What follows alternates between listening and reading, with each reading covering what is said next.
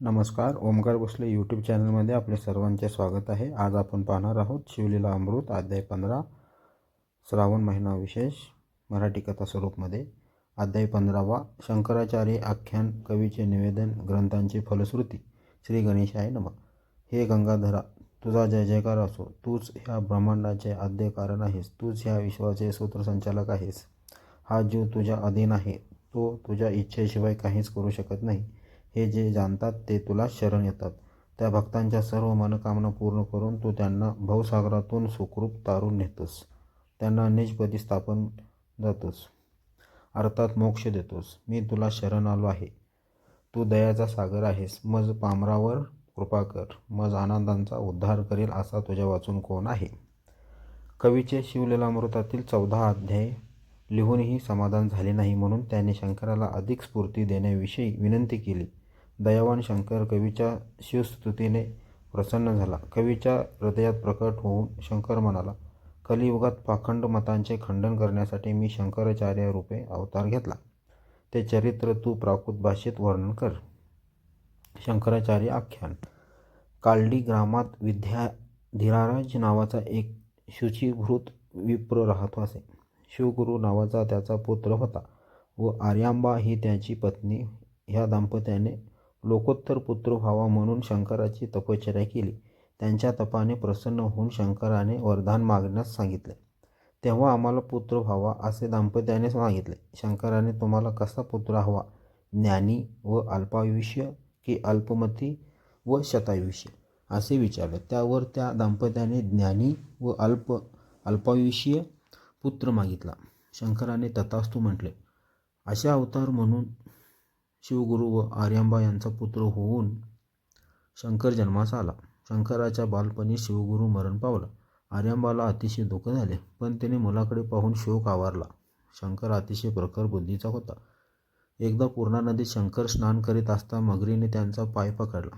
त्याला वाचवण्यासाठी आर्यांबाने आरडाओरड केली. तेव्हा शंकर म्हणाला, आई, मगर म्हणते संन्यास घेईन म्हण, नाहीतर मी तुला सोडणार नाही. तेव्हा आर्यांबाने ते मान्य केले. तात्काळ मगरीने शंकराला सोडले. तो धावत काठावर येऊन आईच्या पाया पडला. तेव्हा माझ्या अंतकाळी तरी मला येऊन भेट असे तिने मुलाला सांगितले. शंकराने तिला तसे वचन दिले होते. ओंकार मांधाता ह्या क्षेत्रात येऊन शंकराने संन्यास घेतला. गोविंद यती हे त्याचे गुरु व गौडपादाचार्य हे परमगुरु. त्यांनी बद्रिकाश्रमात शास्त्राभ्यास व वाराणसी येथे भाष्य रचना केली. वैदिक मार्गाला पुन्हा प्रतिष्ठा मिळवून देण्यासाठी आलेल्या ह्या दिव्य बालकाने सर्व विद्या आत्मसात केल्या. त्याच्या विचारांनी प्रभावित होऊन अनेकांनी त्यांचे शिष्यव्रत पत्करले. आपल्या शिष्यांना बरोबर घेऊन शंकराचार्य यांनी तीर्थभ्रमण केले. एकदा शिष्यांची परीक्षा पाहण्यासाठी शंकराचार्यांनी एका कासाराच्या दुकानापुढे भिक्षा मागितली. कासाराने त्यांच्या हातात काचेचा रस दिला. त्यांनी तो उष्ण रस पिऊन टाकला. ते पाहून 4 शिष्य सोडून बाकी सारे शिष्य पळून गेले. उत्तर देशात महेशमती नगरात मंडन मिश्र नावाचा एक कर्मठ पंडित राहत होता. शंकराचार्याने त्यांच्याकडे वादभिक्षा मागितली. मंडन मिश्र तयार झाला, पण वादाचा निर्णय कोण घेईना असे त्याने विचारले. शंकराचार्य म्हणाले, तुमची पत्नी सरस्वती ही शुद्ध मतीची आहे. ती जो निर्णय घेईल तो मला मान्य होईल. सरस्वतीने 2 फुलांच्या माळा दोघांच्या गळ्यात घातल्या व ज्यांच्या गळ्यातील माळ सर्वात प्रथम सुकेल तो वादात हारला असे सांगून ती घरात कामास गेली. वादात मंडन मिश्र हारला, त्यामुळे त्याला संन्यास घेणे क्रमाने आले. पण सरस्वतीने मी त्यांची अर्धांगिनी असल्याने मलाही वादात जिंकल्याशिवाय तसाच तुमचा विजय पूर्ण होणार नाही असे शंकराचार्याने सांगितले. शंकराचार्याने ते मान्य करताच वादात सरस्वतीने शंकराचार्यांना कामशास्त्र दाम्पत्य जीवनाविषयी गुप्त प्रश्न विचारले. तेव्हा शंकराचार्याने तिच्याकडे 6 महिन्यांची मुदत मागितली. तिने ते मान्य केले. अमरू नावाचा तरुण राजा अचानक मरण पावला होता. त्याच्या मृतदेहात शंकराचार्यांनी सूक्ष्म देहाने प्रवेश केला. त्यांनी शिष्यांना त्यांचे स्वतःचे शरीर घनदाट अरण्यात एका दुर्गम गुहेत ठेवून त्यावर पहारा करण्यास सांगितले. तिकडे अमूर राजा अचानक उठला आणि हे पाहून नगरात आनंदोत्सव झाला. अमूर राजाच्या शरीरात राहून शंकराचार्यांनी गृहस्थाश्रमाचा जो अनुभव घेतला तो अमर रुस्तकम नावाच्या ग्रंथात लिहून ठेवला. थोड्याच दिवसात राणीला हा राजा नसून एक श्रेष्ठ ज्ञानीयोगी राजाच्या शरीरात प्रवेश करून वावरत आहे असा संशय आला. त्यामुळे तिने गुप्तपणे सर्व ठिकाणी शोध करून कोठेही मानवी प्रेत असेल तर जाळून टाका असा संदेश दिला. हेरांनी शंकराचार्याच्या मृत शरीराचे रक्षण करणारे 4 साधू हेरले तेव्हा त्वरेने एक शिष्य राजवाड्यात गेला व त्यांनी शंकराचार्यांना ठरलेली खून म्हणून भगवी छाटी दाखविली. तेव्हा त्या देहातून शंकराचार्यांनी आपले सूक्ष्म तत्व गतीने काढले व ते पुन्हा स्वतःच्या शरीरात प्रविष्ट झाले. मात्र अमूर राजांचे शरीर तिकडे दहन केले जात असताना शंकराचार्याच्या एका हाताला झळ लागली, कारण थोडीशी संज्ञाशक्ती राजांच्या शरीरात उरली होती. करावलंबन व नावाचे स्तोत्र रचून शंकराचार्यांनी आपला हात बरा केला. नंतर शंकराचार्य मंडन मिश्राकडे पुन्हा गेले व सरस्वतीच्या सर्व प्रश्नांचे बरोबर उत्तरे देऊन त्यांनी मंडन मिश्रांचा व सरस्वतीचा पराभव केला. मंडन मिश्रांनी संन्यास घेतला. सुरेश्वराचार्य या नावाने तो शंकरा शिष्य प्रख्यात झाला. शंकराचार्यांनी आपल्या बुद्धिवैभवाने भारतभर अनेक पंडितांशी वाद केला. हिंदू धर्माचा, वेद उपनिषदांचा, उपासना व ज्ञानमार्गाचा प्रभाव पुन्हा स्थापित केला. विष्णू सहस्त्रनाम व भगवद्गीता यावर त्यांनी अनेक भाष्ये केली व अनेक ग्रंथे लिहिली. जेव्हा आपल्या मातेचा मृत्यू जवळ आला आहे हे त्यांनी जाणले तेव्हा शंकराचार्य तिला भेटावयास गेले. ती वैकुंठास गेली. नंतर शंकराचार्य शृंगेरी येथे जाऊन राहिले. कवीचे निवेदन. श्रोतेहो, आत्मानंद स्वरूप असा शुभ शंभू महादेव भक्तवत्सल्य म्हणून प्रख्यात आहे. दाशर राजा, कलावती, विदुर व बहुला यांना शिवमंत्राच्या प्रभावाने अक्षय गती मिळाली. शिवकृपेने शबराची भस्म झालेली पत्नी पुन्हा दिव्य देहाने प्रकट झाली. शिवयोगाने शिवकवचाचा उपदेश करून भद्रावी आणि सुमती यांना पावन केले. शिवोपासनामुळेच सीमंतिनीचा पती चित्रगंधा जलसमाधी मिळूनही सुखरूप परतला. पराशर ऋषीने केलेल्या रुद्राभिषेकामुळे भद्रासेनचा पुत्र सुधर्मांचा अपमृत्यू टळला. ह्या ग्रंथात ज्यांचे वर्णन केले आहे ते पंचाक्षरी मंत्र, षडाक्षरी मंत्र, मृत्युंजय मंत्र, रुद्राध्याय, शिवकवच अत्यंत पवित्र व सर्वांचा उद्धार करणारे आहेत. या शिवमंत्रांचा विशद भावाने व पूर्ण श्रद्धेने जप करावा.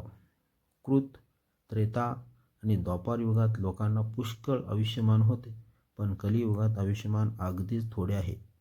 आला दिवस कसा जाईल तेही सांगता येत नाही. म्हणून भगवंताने लोकांना अल्पयासे परमेश्वर प्राप्ती व्हावी, मोक्ष मिळावा यासाठी एक उत्तम मार्ग काढला आहे. तो म्हणजे सद्गुराला शरण जाणे. गुरु हा स्वरूपी तन्मय व नित्य आनंदी असावा. तसेच शिष्य हा भाविक, निष्ठावान आणि गुरुला परमेश्वर मानून त्याच्या उपदेशाचे पालन करणारा असावा. असे घडले तर कलियुगातील सर्व लोक तरुण जातील. शिवचरणी दृढ श्रद्धा ठेवून शिवलीला अमृत ग्रंथांचे आवडीने श्रवण करावे. या ग्रंथांचे 42 दिवसात 7 पारायणे करण्यास शंकर प्रत्यक्ष दर्शन देतो व त्या भक्तांचे सर्व मनोरथ पुरवितो. जो प्रत्येक श्रावणी सोमवारी ह्या ग्रंथाचे पारायण करतो त्याच्या घरी शंकर नित्य वास करतो. शनिप्रदोष, शिवरात्री अशा पर्वकाळी ह्या ग्रंथाचे 3 पारायणे केल्याने उपासकांची सर्व बंधनातून मुक्तता होते. भाविकाने शिवनाम जपांच्या प्रभावाने आपण निष्पाप होणारच अशी दृढ श्रद्धा ठेवावी. ह्या ग्रंथात सांगितलेल्या कथांमधील उत्कंठ भक्तिभाव पाहावा. ह्या ग्रंथातील 14 अध्यायामध्ये व्यासाने संसारात व्यग्र असलेल्या जीवांचा उद्धार व्हावा म्हणून शिवोपासनेचा मार्ग विस्तृतपणे विशद केला आहे. ज्याला जे शक्य आहे त्यानुसार त्यांनी शिवभक्ती करून स्वतःचे कल्याण साधावे. या ग्रंथातील शिवस्तुती मनपूर्वक वाचावी. श्रीमद स्कंद पुराणातील ब्रह्मोत्तर खंडात ज्या शिवलीला महर्षी व्यासाने देवभाषेत कथन केले आहेत त्याच नैमिषारण्यात सुतांनी शौनकादिकांनी सांगितल्या. तेच सूत कथित आख्यान शिवलीलामृत ग्रंथारूपांनी लिहिले आहे. स्कंद पुराणात शंकराने स्कंदाला जे सांगितले तेच अद्भुत शिवचरित्र 14 अध्यायामध्ये कथन केले आहे. त्या शंकराने संस्था स्थापनेसाठी शंकराचार्य म्हणून कलियुगात अवतार घेतला. 15व्या अध्यायातच त्यांचेच अल्पचरित्र वर्णन केले आहे आणि हा अध्याय मूळ स्कंद पुराणातील 14 अध्यायांना शंकराच्या आज्ञेनेच जोडला आहे. या 15 अध्यायाचे शुचीभूत होऊन नित्य श्रवण पठण करावे. या ग्रंथाचे 7 पारायणे करावीत. पारायण कालात मद्य मांस सेवन, निषिद्ध आचरण व कलह करू नये. अपवित्र परिस्थितीतील कोणाच्याही कानी यातील मंत्र पडणार नाही याची काळजी घ्यावी. अशुद्ध आहार, विचार व आचरण असणाऱ्यांनी या ग्रंथाला स्पर्श करू नये. दुष्ट, दुर्जन, निंदक अशा कोणालाही या ग्रंथाचा उपदेश करू नये. श्री सांब सदाशिव प्रणमस्तु.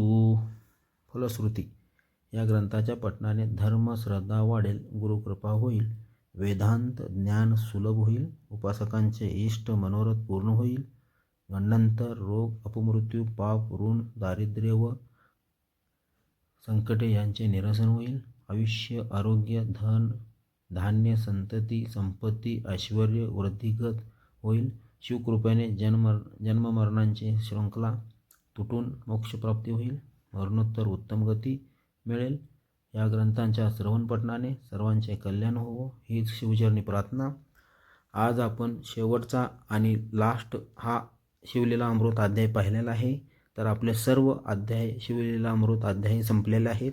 तर तुम्हा सर्वांना शिवलीला अमृतांच्या अध्यायाचे आवडले असतील तर अवश्य लाईक करा, चॅनलला सबस्क्राईब करा, कमेंट करा. इथून पुढे तुम्हाला नवनवीन दुसरी माहिती लवकरच आपल्यापर्यंत पोचवतो. तोपर्यंत आपला सर्वांची मी रजा घेतो. धन्यवाद.